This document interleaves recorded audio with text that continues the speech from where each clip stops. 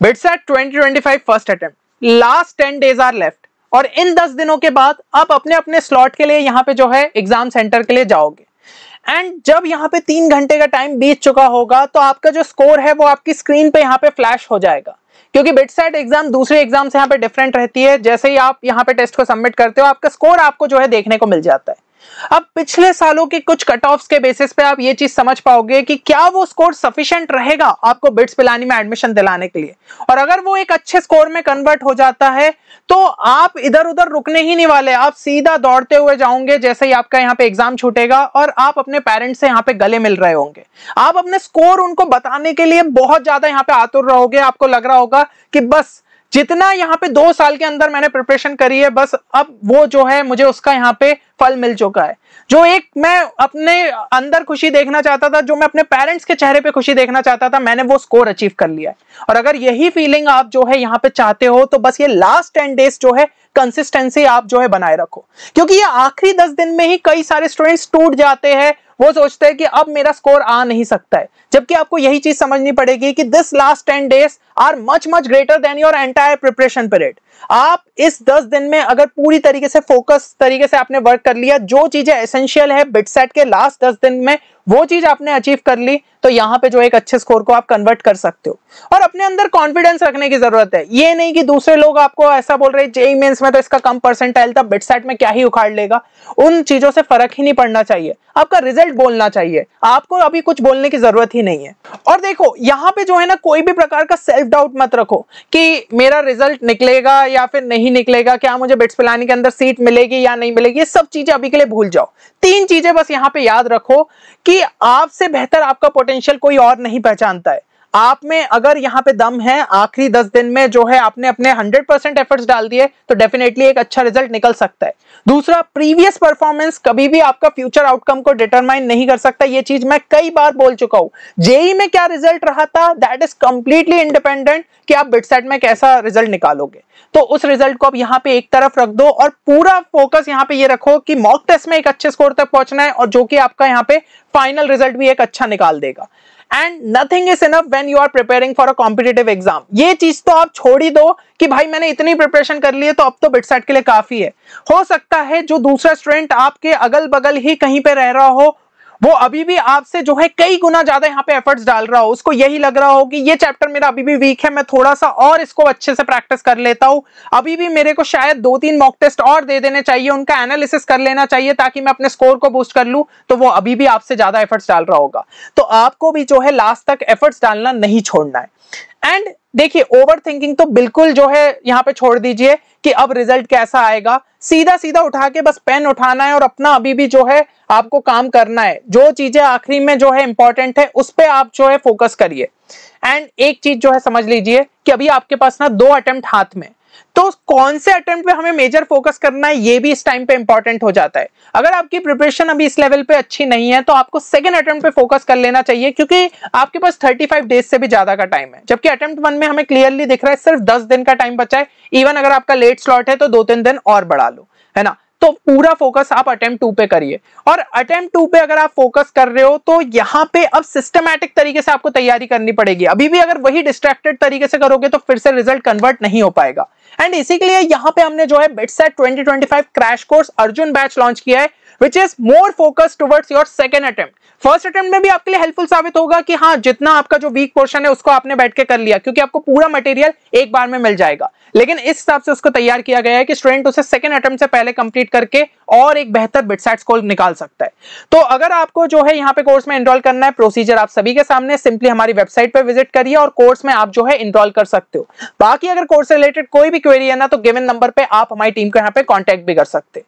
अब यहाँ पे सबसे पहले तो हम यहाँ पे एक चीज आपको बताना चाहेंगे कि कई सारे स्टूडेंट्स की यहाँ पे डिमांड आ रही थी कि लास्ट ईयर के जो मेमोरी बेस्ड क्वेश्चंस है, क्योंकि आप जानते होंगे मैंने आपको कई बार बताया पिछले साल जो हमारे साथ स्टूडेंट्स जुड़े हुए थे उनसे हमने यहाँ पे फीडबैक लेने की कोशिश करी थी कि कैसे क्वेश्चंस उन्हें जो है उनके पेपर में देखने को मिले थे या उनकी शिफ्ट में जो है देखने को मिले थे। तो उन्होंने कई सारे डेटा प्रोवाइड किया था कि इस टाइप के क्वेश्चंस पूछे गए थे, इस टॉपिक का ज्यादा वेटेज था, ऐसे क्वेश्चंस थे। तो उन क्वेश्चंस को जब हमने एनालाइज किया तो हमें समझ में आया कि हाँ, इस टाइप के क्वेश्चंस आप जो है नेक्स्ट शिफ्ट्स में भी यहाँ पे एक्सपेक्ट कर सकते हो। तो अगर आप चाहते हो कि हम उस पर वीडियो लेके आए तो इस वीडियो को लाइक जरूर करिएगा। एक छोटा सा टारगेट लेते हुए चल रहे 300+ लाइक्स का, एंड अगर ये लाइक्स का टारगेट यहाँ पे पूरा होता है तो डेफिनेटली आपके लिए जो है वीडियो रिलीज किया जाएगा। अब नेक्स्ट 10 डेज की अगर हम बात करें तो रोज के एक चीज जो है आपको यहाँ पे प्रॉमिस करना होगा कि 12 घंटे कम से कम आपको डेडिकेट करने की जरूरत है। मतलब टोटल आपको 120 आवर्स अब जो है डेडिकेट करने चाहिए, ताकि आप जो है एक कंप्लीट रिवीजन की जो बात रहती है ना वो अच्छे तरीके से कर पाओ। और इसको भी 3 पार्ट्स में डिवाइड कर लो जो कि आपके एसेंशियल फैक्टर्स है for cracking BITSAT. One is यहाँ पे 80 आवर्स जो है आप पीसीएम के लिए डेडिकेट करने को तैयार हो जाओ, 20 आवर्स जो है एलआरएन इंग्लिश के लिए डेडिकेट करने को तैयार हो जाओ, 20 आवर्स जो है मॉक टेस्ट के लिए यहाँ पे डेडिकेट करने को तैयार हो जाओ। अगर ये तीनों का कॉम्बिनेशन आपका सेट हो गया तो बिटसेट में एक अच्छा स्कोर आप निकाल सकते हैं। अब यहाँ पे पीसीएम के लिए सबसे पहले बात करें, फॉर्मूला रिवीजन पे हमें जो है मेजरली यहाँ पे फोकस करना पड़ेगा, क्योंकि आखिरी में अगर अच्छे तरीके से रिवीजन नहीं करा और कोई चैप्टर की चीजें याद नहीं रही तो कहीं ना कहीं आपका यहाँ पे रिजल्ट बिगड़ सकता है। क्योंकि आप जानते हैं बिटसेट थोड़ा सा अनप्रेडिक्टेबल एग्जाम है, जहां पे हम सोचते हैं कि ये चैप्टर्स को छोड़ के जाए, हो सकता है उन चैप्टर से ही ज्यादा क्वेश्चन आ जाए। तो जरूरी है कि आप जो है मैक्सिमम सिलेबस करके जाए। चलिए मान लिया कि 100% नहीं भी करके जा रहे हो, बट 80 to 85% करो, जहां पे आप जो है एक अच्छे स्कोर तक यहाँ पे पहुंच सकते हो। अब इसके लिए जो बेस्ट मेथड क्या है फॉर्मूलास रिवीजन के लिए, तो देखो दो चीजें दिमाग में आ रही होगी, सीधा भाई फॉर्मूले से उठा के रट डालता हूं, या फिर दूसरा तरीका यहाँ पे जो कि स्मार्टली स्टूडेंट्स जो है लगाते हैं वो ये है, फॉर्मूला याद किया और उन फॉर्मूलेस को क्वेश्चन में देखा कि अप्लाई कैसे करना है, मतलब या तो खुद से प्रैक्टिस करी या फिर उसकी स्टेप्स को एक बार जो है एनालाइज कर लिया। तो आपके लिए जो है यहाँ पे सेकंड मेथड लास्ट टाइम पे वर्क करेगा, क्योंकि अगर आपने रट भी लिए हो सकता है एग्जाम टाइम तक भूल जाओ, लेकिन जब उन क्वेश्चंस में अप्लाई करने की कोशिश करोगे आपको कॉन्सेप्ट और अच्छे से क्लियर हो जाएगा और आप मेन एग्जाम में अच्छा परफॉर्म कर पाओगे। तो ये जो दो चीजें हैं वो आपको अच्छे तरीके से करनी चाहिए कि भाई सबसे पहले तो फॉर्मूला याद कर लिया। अब फॉर्मूला याद करने का सबसे बेस्ट मेथड क्या रहेगा, आप शॉर्ट नोट्स यूज करिए। यहाँ पे मैं कई टाइम से आपको बोलते हुए आ रहा हूँ कि शॉर्ट नोट्स के थ्रू जितने इंपॉर्टेंट कॉन्सेप्ट्स है फॉर्मूले से 2 से 3 पेजेस के अंदर लिखो, है ना। पूरा चैप्टर नहीं लिखने बैठना है, बस 2 से 3 पेजेस में ये लिखो कि क्या चीजें इंपॉर्टेंट है, ताकि लास्ट टाइम पे उसी को आप जो है रिवाइज कर पाओ। और फिर जो है क्वेश्चंस ज्यादा से ज्यादा यहाँ पे सॉल्व कर लीजिए कि भाई सॉल्व एग्जांपल्स में अपन ने देख लिया किस तरीके से वो फॉर्मूले को अप्लाई किया जा रहा है, और एनसीईआरटी के एग्जाम्पलर प्रॉब्लम्स जरूर से यहाँ पे लगा के आप चले जाओ। तो ये चीज अगर आपने कर ली तो फॉर्मूलेस के आपका रिवीजन बहुत अच्छे से यहाँ पे हो जाएगा। एंड सब्जेक्ट वाइज अगर मैं बात करूं कि कुछ चीजों का आपको खास ख्याल रखना है, फिजिक्स के लिए अगर बात करें सारे फॉर्मूलेस अच्छे तरीके से रिवाइज कर लो, क्योंकि डेरिवेशन का तो भाई भूल जाओ कि एग्जाम में बैठ के डिराइव करोगे, एक एक सेकंड आपके लिए यहाँ पे इंपॉर्टेंट रहने वाला है। एंड देखिए 11th एंड 12th का लगभग इक्वल वेटेज रहता है, तो कोई भी पोर्शन मत छोड़ के जाइएगा, है ना। कई स्टूडेंट्स का ये रहता है कि भैया 11th तो आप भूल गए, छोड़ देते। मैं बता रहा हूं ना, पेपर थोड़ा सा अनप्रेडिक्टेबल रहता है, कभी भी किसी चीज का यहाँ पे वेटेज बढ़ सकता है, तो आप जो है सभी को इक्वली ट्रीट करते हुए जाइएगा। एंड सॉल्व एग्जांपल्स में अगर आपको करना है तो वर्कड आउट एग्जांपल आप एससीवी के देख सकते हो, एनसीईआरटी के देख सकते हो। बाकी लास्ट टाइम पे एससीवी के ऑब्जेक्टिव 1-2 क्वेश्चन और एनसीईआरटी के एग्जाम्पलर क्वेश्चंस कर सकते हो फॉर योर रिवीजन पर्पस, क्योंकि थोड़े थोड़े क्वेश्चन है लास्ट में जो है फटाफट अपन इनके थ्रू जो है फॉर्मूलेस को रिवाइज कर पाएंगे। केमिस्ट्री में बात कर ले, जितने इंपॉर्टेंट फॉर्मूलेस और इंपॉर्टेंट कॉन्सेप्ट्स है फिजिकल केमिस्ट्री के उनको रिवाइज कर लीजिए using your short notes. Important name reactions हो गई, रीएजेंट टेस्ट हो गए आपके ऑर्गेनिक केमिस्ट्री में, उनको कर लीजिए, क्योंकि कई सारी ऐसी नेम रिएक्शंस आपकी जो है बिटसेट एग्जाम में देखने को मिल सकती है। जितने important reaction, trend, exception, structures हो गए इनऑर्गेनिक केमिस्ट्री में, उन पे लास्ट पे फोकस कर लीजिए। स्पेशल फोकस रखिए डिलीटेड चैप्टर्स पे, क्योंकि केमिस्ट्री में ही सबसे ज्यादा यहाँ पे पोर्शन डिलीट हुआ है इन योर जेईई मेंस, तो खासकर इस पे जो है ध्यान दीजिए, क्योंकि जेईई मेंस के टाइम पे भी नहीं पढ़ा था। अभी जो भी आपने पढ़ लिया तो बहुत अच्छा है, उसको बैठ के और अच्छे से यहाँ पे रिवाइज कर लो, क्योंकि 9 चैप्टर है तो कई गुना जो है यहाँ पे वेटेज हमें देखने को, तो एक अच्छा खासा वेटेज हमें जो है यहाँ पे देखने को मिल सकता है। अच्छा, ऑर्गेनिक केमिस्ट्री का वेटेज जैसे कि हमने पिछले कुछ सालों में देखा, स्लाइटली हमें इनऑर्गेनिक और फिजिकल के मुकाबले ज्यादा देखने को मिलता है मेजॉरिटी शिफ्ट्स में। कुछ शिफ्ट्स में जरूर है कि ऑर्गेनिक का कम हो जाता है, लेकिन फिर भी ऑर्गेनिक अच्छे तरीके से यहाँ पे करके जाइएगा। एंड जीओसी का तो खास ख्याल रखिए, क्योंकि वो दूसरे चैप्टर्स में आपको हेल्प करता है। बाकी कुछ भी इग्नोर करने की जरूरत नहीं है, सभी पे जो है आप इक्वली फोकस करके जाइए। एनसीईआरटी और एनसीईआरटी एग्जाम्पलर प्रॉब्लम्स तो आपको लगा के ही जाना है। मैथ्स में मैं बात करूं, जितने फॉर्मूले, जितनी वैल्यूज है वो आपको डायरेक्टली यहाँ पे याद रहनी चाहिए। कोई पूछ ले साइन 18 की वैल्यू बताओ तो भाई याद रहनी चाहिए, साइन 15 की वैल्यू बताए तो याद रहनी चाहिए। अब ये नहीं कि हम sin 45 - 30 के थ्रू जो है निकाल रहे होंगे यार, ये दिमाग में जो है सेट हो जानी चाहिए वैल्यूज, क्योंकि इंपॉर्टेंट रहती है। डोमेन रेंज फंक्शंस की वो आपको जो है बहुत अच्छे से क्लियर रहने चाहिए। तो ये कुछ इंपॉर्टेंट चीजें हो गई, स्पेशली यहाँ पे प्रॉपर्टीज या फिर रिजल्ट्स की मैं बात करूं कोनिक सेक्शन में, वो आपको जो है यहाँ पे डायरेक्टली क्लियर रहना चाहिए। और जो मेजर आपके वेटेज पोर्शन है कैलकुलस, अलजेब्रा, कोनिक्स, इनको बहुत अच्छे से यहाँ पे करके जाइएगा। आर डी शर्मा के सॉल्व्ड एग्जांपल्स देख सकते हो, एनसीईआरटी के एग्जाम्पलर प्रॉब्लम्स देख सकते हो, जो कि आपको यहाँ पे लास्ट टाइम के फॉर्मूलेस रिवाइज करने में हेल्प करेंगे। एंड देखिए यहाँ पे मैं बार बार जैसे कि रिवीजन की बात कर रहा हूँ, तो उसी के लिए हमने यहाँ पे रैपिड रिवीजन कोर्स भी आपके लिए लॉन्च किया है, जो कि फर्स्ट अटेम्प्ट के पहले आप अच्छे तरीके से कंप्लीट करके चीजों को जो है फटाफट यहाँ पे रिवाइज कर सकते हो, और इवन ये वैलिड रहेगा आपके सेकंड अटेम्प्ट तक, तो और अच्छे से यूज कर सकते हो। तो इसको आप जरूर से चेक कर सकते हैं। एलआर एंड इंग्लिश का भी सेपरेट कोर्स अवेलेबल है, वो भी आपके लिए काफी ज्यादा हेल्पफुल साबित हो सकता है। अब किसी स्टूडेंट को लग रहा है कि शॉर्ट नोट्स खुद के नहीं बनाए, तो अगर कहीं से अच्छे short notes, BITSAT relevant short notes मिल जाए, तो वो भी आपको हमारी वेबसाइट पे डायरेक्टली अवेलेबल है। एंड मॉक टेस्ट भी जो है आपको यहाँ पे देखने को मिल जाएंगे, जो कि काफी रेलेवेंट है आपके एग्जाम के लिए। तो सिंपली हमारी वेबसाइट पे विजिट करके आप इन कोर्सेस में एनरोल कर सकते हैं। बाकी कोई क्वेरी है तो गिवन नंबर पे आप हमारी टीम को यहाँ पे कॉन्टेक्ट भी कर सकते हो। अब देखो एक चीज यहाँ पे समझनी पड़ेगी, आप सिलेबस कितने भी अच्छे से यहाँ पे रिवाइज कर लो, that will not be sufficient for your BITSAT exam. अब मैं ऐसा क्यों कह रहा हूँ, भैया सब तो पढ़ लिया, अब तो यार पेपर में अच्छा स्कोर निकलना चाहिए। नहीं, ऐसा नहीं होगा। क्यों नहीं होगा? क्योंकि ये एग्जाम जेईई से डिफरेंट है, यहाँ पे स्पीड एंड एक्यूरेसी बहुत ज्यादा मैटर करती है। अच्छा, अब अगर आप 300 के ऊपर का स्कोर यहाँ पे टारगेट कर रहे हो, तो आपको ये चीज समझनी होगी कि एटलीस्ट 110 क्वेश्चन आपके लगने चाहिए, बिकॉज पर क्वेश्चन कैरी 3 मार्क्स। तो यहाँ पे अगर 110 करके जाओगे तो उसमें से कुछ गलत भी तो होंगे, फिर कट पट होके भाई फाइनली हमारा 300 के ऊपर स्कोर निकलेगा। तो इतने तो अटेम्प्ट्स आपके होने चाहिए। तो अगर मैं 110 क्वेश्चन के लिए बात करूं, 180 मिनट को डिवाइड करें तो 1 मिनट 38 सेकंड का आपको टाइम मिलेगा एवरेज हर क्वेश्चन के लिए। अब इसमें से ये समझिए कि एवरेज आपके 20 सेकंड तो भाई क्वेश्चन रीडिंग में ही चले जाएंगे। ज्यादातर क्वेश्चंस में भाई समझना पड़ेगा क्या क्या चीजें हैं, और फिर 1 मिनट 18 सेकंड ही आपके पास बचते हैं क्वेश्चन सॉल्विंग के लिए। तो आपको समझ में आ रहा है स्पीड कितने आपको जो है अच्छे लेवल पे यहाँ पे रखनी पड़ेगी। अच्छा, स्पीड इंप्रूव करने के लिए यहाँ पे जो सबसे इंपॉर्टेंट और मोस्ट क्रूशियल टेक्निक है, that is attempting mock test. अगर अभी भी मॉक टेस्ट देना स्टार्ट नहीं कर रहे हो तो बिटसेट एग्जाम को भूल जाओ। आज से ही अगर ये वीडियो अभी देखा है, यहां तक देखा है, तो अब भाई मॉक टेस्ट देने बैठ जाओ बिना किसी डरे।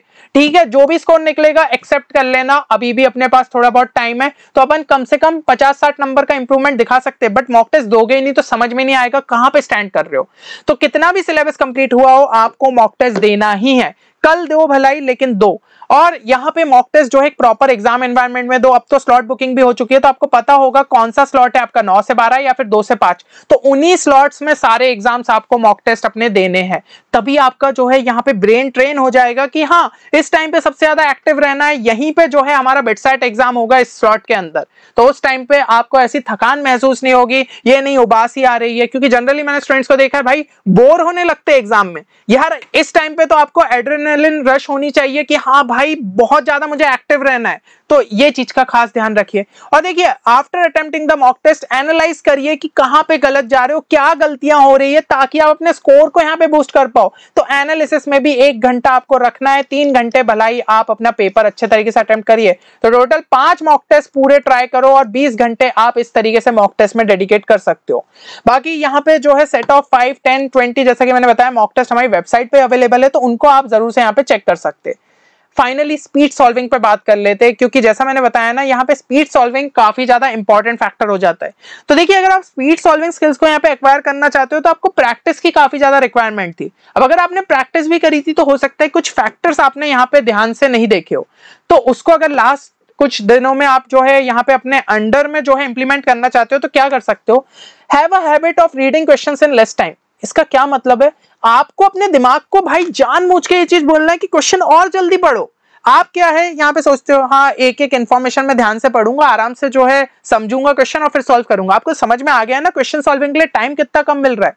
तो फटाफट क्वेश्चन आपको जो है यहाँ पे पढ़ना रहेगा, ये समझना रहेगा, उससे मैक्सिमम इंफॉर्मेशन अपन को लेनी पड़ेगी। किस चैप्टर का क्वेश्चन है, क्या टॉपिक है उसके अंदर, क्या फॉर्मूला यूज होगा, क्या कुछ एक्स्ट्रा ऐसी इंफॉर्मेशन है जो कि हमारे लिए काफी ज्यादा क्रूशियल है। ये आपको फटाफट एक बार में क्वेश्चन पढ़ के जो है दिमाग में सेट हो जानी चाहिए, तो आराम से उस क्वेश्चन को कर लोगे। और एक चीज ध्यान रखिएगा, रफ शीट पे हमेशा सारी वैल्यूज आप लिख लीजिए, ठीक है, ताकि आपको बार बार वो क्वेश्चन पढ़ने की जरूरत नहीं हो। तो वर्ड्स को जो है न्यूमेरिक नंबर्स में आप यहाँ पे जितने अच्छे से लिख पाओगे, अगर न्यूमेरिकल टाइप का हुआ तो वो आपका काफी ज्यादा यहाँ पे टाइम सेव कर सकता है। जैसे किसी ने बोला है कि इस टाइम पे ये स्पीड थी, तो अपन ने फटाफट लिखा कि v = 10 मीटर पर सेकंड, ताकि अपन को बार बार वो नहीं पढ़ना पड़े कि इस टाइम पे ये स्पीड थी। समझे ये चीज को? अच्छा, do as much as calculation possible in your mind so that you need to write less on your worksheet. ये तो मैं बहुत टाइम से आपको कहते आ रहा हूँ भाई, जितने भी यहाँ पे कैलकुलेशन है उसको कोशिश करिए रफ शीट पे। अब जैसे कि किसी ने बोला कि 20 × 42 करना है, तो यार आप बैठ के यहाँ पे जो है मल्टीप्लाई थोड़ी करोगे, दिमाग में जो है सेट कर लो 42 × 2 84 होता है, 84 के आगे एक जीरो लगा दो 840, है ना। फिर अगली स्टेप में आप इस हिसाब से देख सकते हो। तो ये चीज आपको यहाँ पे ध्यान रखनी है। अच्छा, use smart techniques like substitution method, option elimination, visualisation, graphs. ये मैं बार बार कहते आया हूँ, इस टाइप के जो शॉर्टकट मेथड्स होते हैं, अगर ये आपके 5-6 क्वेश्चन, 6-7, 7-8 कितने भी क्वेश्चन में लग गया ना, तो वो टाइम सेव करके आप दूसरे क्वेश्चंस में यहाँ पे इन्वेस्ट कर सकते हो। तो हमेशा अल्टरनेटिव अप्रोचेस आपको ट्राई करने रहेंगे जिन भी क्वेश्चंस में आप अप्लाई कर सकते हो। इवन हमारे जो यहाँ पे यूट्यूब चैनल है, वहां पे आपको शॉर्ट ट्रिक के वीडियोस देखने को मिल जाएंगे। मैंने जेईई मेंस के लिए लेके आया था, बिटसेट के लिए भी यहाँ पे लगातार रिलीज कर रहा हूँ, तो ये आपके लिए काफी ज्यादा यहाँ पे हेल्पफुल रहेंगे। एंड हमारे क्रैश कोर्स में भी जो है हमने स्टूडेंट्स को वही चीज बताई है कि क्वेश्चन को भाई थोड़ा अलग डायमेंशन से अपन को सोचना पड़ेगा, ताकि हम बिटसेट में ज्यादातर क्वेश्चन को जल्दी यहाँ पे सॉल्व कर पाए। तो आपको भी उस तरीके का अपना माइंडसेट यहाँ पे तैयार करना पड़ेगा। एंड फाइनली एलआरएन इंग्लिश पे अगर हम बात करें, क्योंकि भाई 90 मार्क्स का वेटेज है, तो इसके लिए भी जो है थोड़ा सा टाइम निकालते हुए मैं कह रहा हूं ना कि अब 20 घंटे कम से कम इसके लिए भी डेडिकेट कर लेना, क्योंकि इज्जत तो करनी पड़ेगी। 90 नंबर का है, इसमें से अगर हमें 75 या फिर 80 के ऊपर लाना है, तो इतना टाइम आखिरी में प्रैक्टिस के लिए डेडिकेट कर दो। आधा घंटा डेली का जो है बस लॉजिकल रीजनिंग के लिए दे दो। एनटीएससी के जो है मैथ लेवल के पीवाईक्यूज आप सॉल्व कर सकते हो। इंग्लिश के लिए 1-2 आर्टिकल्स जो है रीड कर लो, इससे आपकी वोकैब लगातार इंप्रूव होते जाएगी। ग्रामर के क्वेश्चन क्वाइट इजी होते हैं, तो बेसिक अंडरस्टैंडिंग ग्रामर के रूल्स एक बार अच्छे तरीके से रिवाइज कर लो, ठीक है। बाकी अगर जो है टाइम कम पड़ रहा है और लग रहा है कि फर्स्ट अटेम्प्ट के पहले सारी चीजें एक जगह मिल जाए, क्वेश्चन सॉल्विंग भी हो जाए, टेस्ट भी जो है दे दो एलआरएन इंग्लिश के, तो वो सब चीजें हमारे एलआरएन इंग्लिश कोर्स में अवेलेबल है, वो जाके चेक कर सकते हो। यार ये कोर्सेस इसलिए इतने ज्यादा अफोर्डेबल प्राइस पे रखे गए कि कोई स्टूडेंट यहाँ पे मिस नहीं करे। ऐसे कुछ कुछ चीजें रह जाती है ना, एलआरएन इंग्लिश हो गया, मॉक टेस्ट हो गया, यही चीज लास्ट टाइम पे जो है अपन ने कर ली, तो और ज्यादा अपने स्कोर में एक बूस्ट मिल जाता है। तो इनको इग्नोर नहीं करना चाहिए। अब फाइनली यहाँ पे जो है एक चीज जरूर से मेंशन करिए कमेंट सेक्शन में, क्या चीजें आपको लग रही है कि अभी भी छूट गई है आपकी बिटसेट एग्जाम के लिए। ये वीडियो देख के आपको समझ में तो आ गया होगा कि कौन कौन से ऐसे फैक्टर्स थे जो कि जरूरी थे, पर अभी भी अगर छूटे हैं तो जरूर से मेंशन करिए। क्या आप अभी ने स्पीड पे अभी भी फोकस नहीं कर रहे हो? क्या अभी तक सफिशिएंट मॉक टेस्ट नहीं दिया आपने? क्या एलआरएन इंग्लिश को हल्के में लिया? जो भी चीज लिख रही है ना, ऑनेस्टी से जो है कमेंट सेक्शन में लिखो, ताकि आपको याद रहे। उसका स्क्रीनशॉट ले लेना और चिपका लेना कहीं पे भी, या फिर कहीं पे भी जो है कॉपी पेस्ट करके रख लेना, ताकि आपका लगातार उस पर ध्यान पड़े कि हाँ भाई ये फैक्टर मेरा मिसिंग है और मुझे आखिरी 10 दिन में इसी को इंप्रूव करना है। तो ये गलतियां जरूर से जो है आप मेंशन करिएगा कमेंट सेक्शन में। चलिए, उम्मीद करता हूं ये वीडियो आप सभी के लिए बेनिफिशियल साबित होगा। मिलते हैं नेक्स्ट वीडियो में, तब तक के लिए take care and good bye.